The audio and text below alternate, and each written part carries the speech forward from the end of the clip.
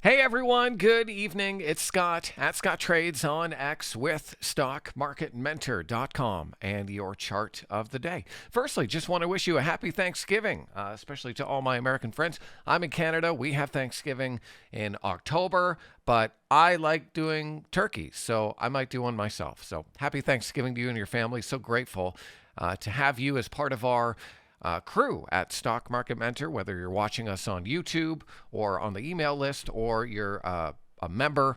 Just so grateful to have you here with me right now. And I won't waste your time. Let's get into a chart that I want to share with you. This is Newmont Corporation, ticker NEM. Now, gold has been extremely resilient.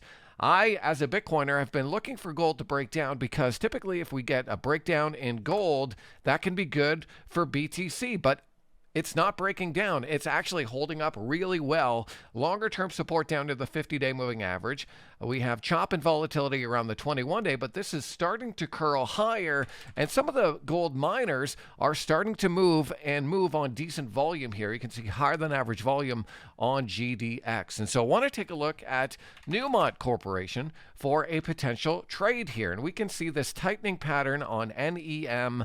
We have a high, we have a low, we have a lower high, we have a higher low, and now we're looking for a potential resolution of this move either through this level here or potentially back testing to the downside. So I think for an upside alert, I think it makes sense to have an alert on this at around $94. Look for a move through that downward sloping trend line and a close above 94 coming on good volume. That could trigger a nice breakout entry here on Newmont. So that's just one of many gold miners we're looking at tonight over at StockMarketMentor.com. And don't forget, silver is also working really well. So keep an eye on the metals and just generally on the miners. I think that the miners are the way to go, the way to play it and get a decent return.